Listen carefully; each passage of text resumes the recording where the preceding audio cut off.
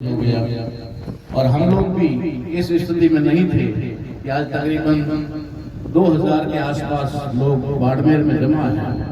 उन लोगों को हम प्रेशर नहीं कर पा रहे हैं कि आप इस कार्यक्रम में आओ, क्योंकि मामला ही एक मनुष्य का है, एक मानव का है। अगर कोई दूसरा कारण होता तो शायद हम इसे इग्नोर कर सकते थे, लेकिन इसे इग्नोर करना संभव नहीं था।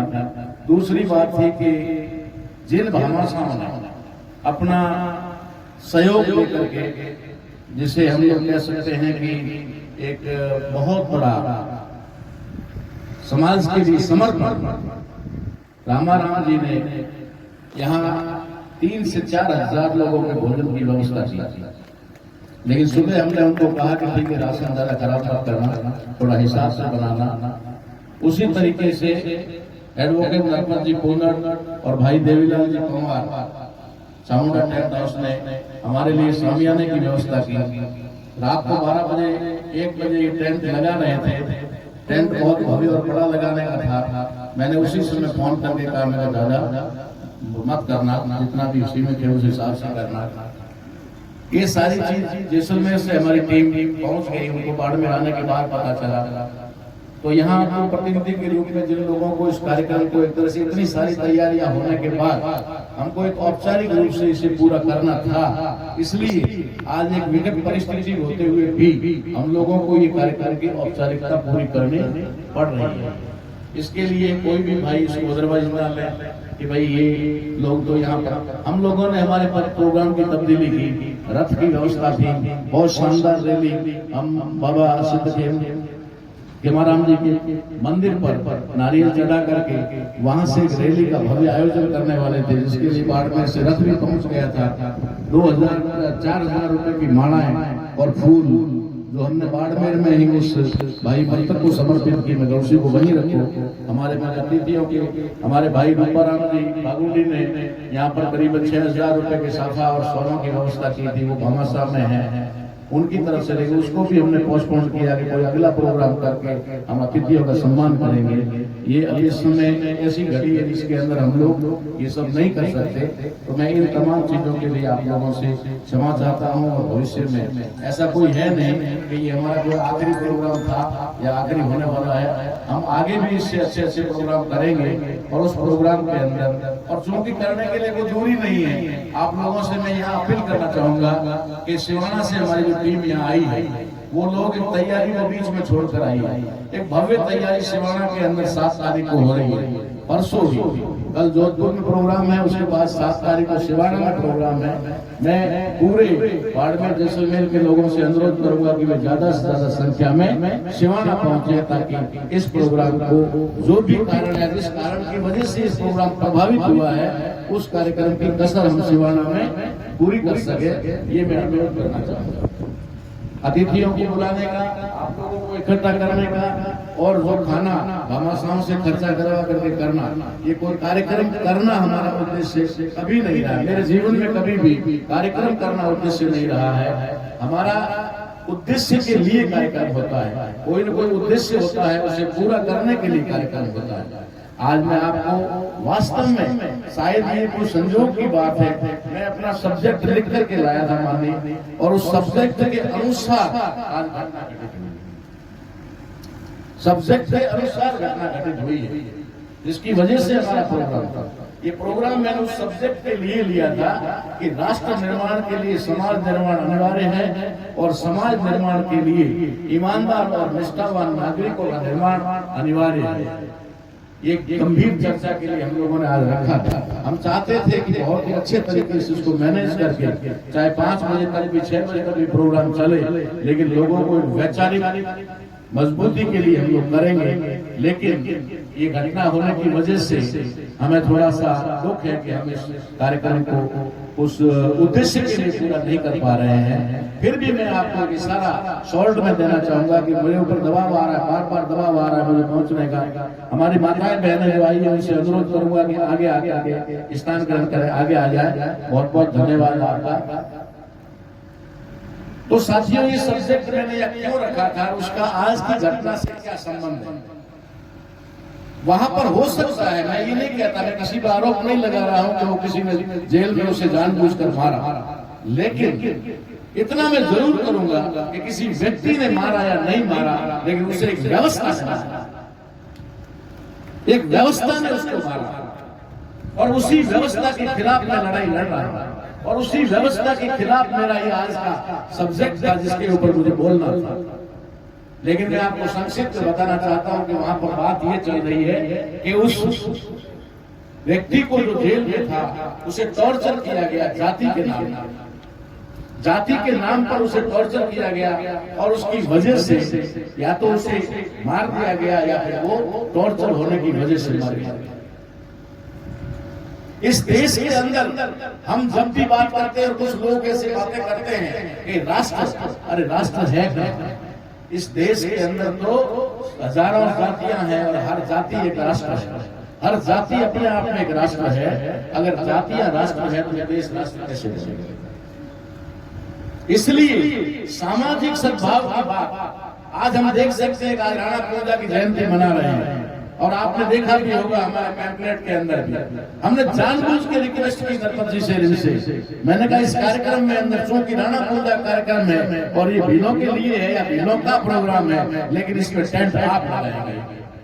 मैं चाहता हूं कि ये इस तरीके का भाईचारा हमारा आपस में जुड़े, हम एक दूसरे का सहयोग करें, एक दूसरे के मंचों पर आए, एक दूसरे के विचार साझा करें, तब जाकर के हमारी नजदीकी बढ़ेगी। हमने मंच के लिए सभी लोगों को आमंत्रित किया, तो ये हमारा एक प्रोग्राम और प्लान ये है कि हम देश के अंदर जब तक समाज का निर्माण नहीं करेंगे, ये देश कभी राष्ट्र नहीं बन सकता, ये देश कभी भी राष्ट्र के लेवल में नहीं जा सकता।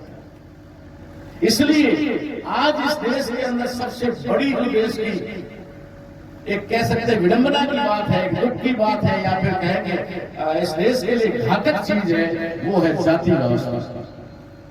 इस जाति व्यवस्था ने हमारे देश को सत्यानाश कर रखा है, पूरी तरह से इसे बिगाड़ कर रखा हुआ है, और जिन लोगों ने जातियों की व्यवस्था बना करके हमें तोड़ा और तोड़ करके आपस में विभाजित करके आज हम पर राज कर रहे हैं, वो इस देश में संविधान के लागू होने के बाद बहुत दुखी थे कि भारतीय संविधान ने सबको बराबर कर दिया।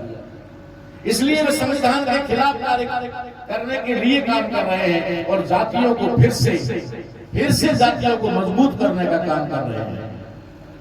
मैं आज इस मंच के माध्यम से एक मैसेज, एक संदेश देना चाहता हूं कि जो लोग भी बिरसा मुंडा के नाम पर, जो लोग भी राणा कुंजा के नाम पर, जो लोग भी आदिवासी दिवस के नाम पर भीलों का कार्यक्रम कर रहे हैं, या भीलों के लिए कार्यक्रम कर रहे हैं, या भीलों को लेकर के कार्यक्रम कर रहे हैं, वे भीलों को सेग्रीगेट कर रहे हैं। ये अंग्रेजी का शब्द इस्तेमाल कर रहा है जिसे हिंदी में कहते हैं अलगीकरण। उनको अलग किया जाता है समाज से, जाति के नाम पर काट कर अलग किया जा रहा है, ताकि ये लोग दूसरों के साथ में ना मिल सके, दूसरी साथियों के साथ में, जातियों के साथ इनका भाईचारा ना हो सके। इसलिए वो हमें अलग करने के लिए, समाज से अलग करने के लिए सिर्फ कहते हैं कि आदिवासी का ही प्रोग्राम होना चाहिए, भील का ही प्रोग्राम होना चाहिए। हमने कहा अगर हम लोग कर भी लेंगे, अगर हमने सारे भीलों को जगह भी दिया, अगर हमने सारे भीलों को शिक्षित कर भी दिया, हमने अधिकांश भीलों को नौकरियों में लगा भी दिया,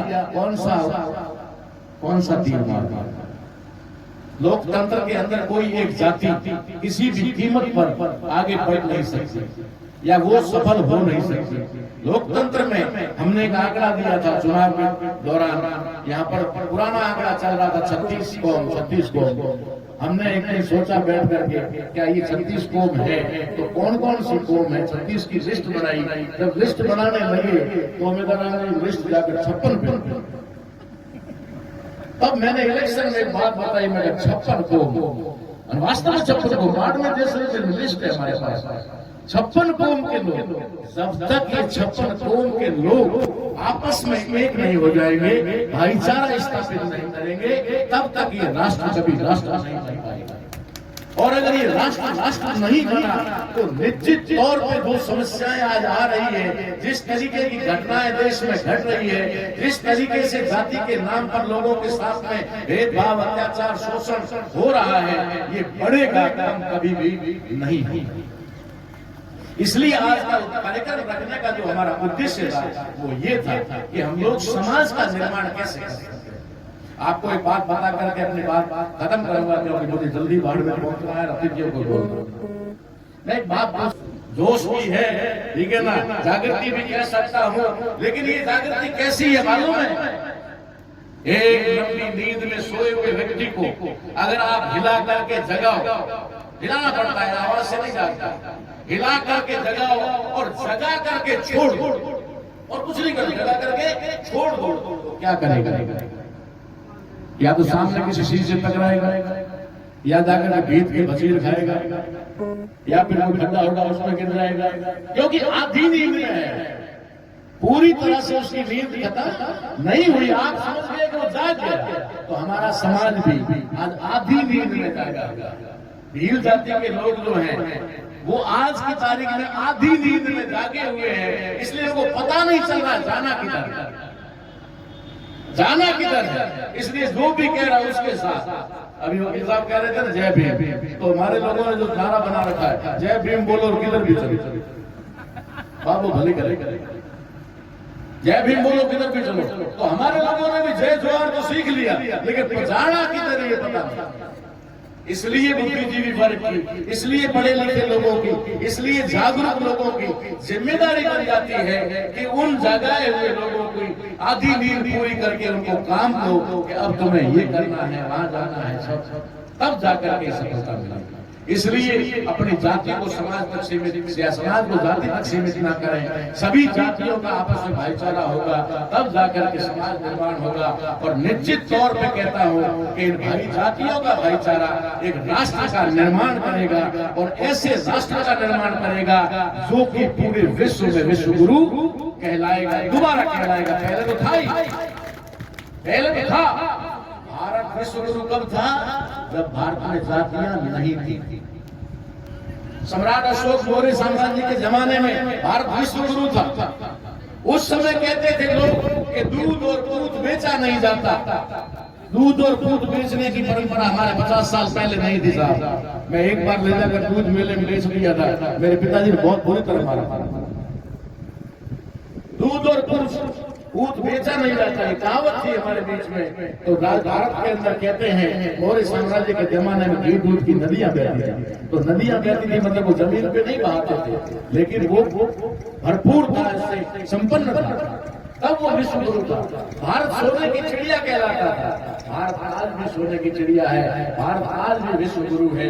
अगर ये जातिवाद का कीड़ा, ये जातिवाद का जहर खत्म हो जाए और हम सब आपस में भाई हो जाए, एक हो जाए, तो निश्चित तौर पे समाज का निर्माण होगा। और समाज जो निर्माण होगा तो वो राष्ट्र का निर्माण करेगा। इसी उद्देश्य को लेकर आज का कार्यक्रम यहाँ रखा गया था। हम लोगों ने सुबह ही एक पोस्ट डाल करके निवेदन कर लिया था समाज के लोगों से कि जहाँ तक जो लोग बाहर पहुंच रहे हैं उन लोगों को साथ लेकर के हम लोग कार्यक्रम की औपचारिकता पूरी करते हुए बाड़मेर पहुंचेंगे। इसलिए बहुत सारे लोग जो है वहाँ ऑलरेडी जमा हो चुके हैं और अभी भी वो इंतजार कर रहे हैं। हम लोगों को बहुत जल्दी वहाँ पर पहुंचना है, इसलिए आप लोगों से अनुरोध है। और विशेष करके मैं उन तमाम भामाशाहों, चाहे गिरा ब्लॉक हो, बायतुल ब्लॉक हो, चाहे पायला ब्लॉक हो, सिंधी ब्लॉक हो, बालोतरा ब्लॉक हो, जिन जिन लोगों ने ब्लॉक के नाम पे सहयोग किया, मुझे पता है कि वहां पर भी ब्लॉक का मतलब कुछ लोग ही हैं, कुछ लोग हैं जिन्होंने आगे बढ़ करके सहयोग किया। मैं उनका बहुत बहुत आभार व्यक्त करता हूं। और विशेष रूप से रामाराम जी का और हमारे यहाँ की जो पूर्ण साहब और भगवान साहब की टीम है, जिनका भी आभार व्यक्त करता हूँ।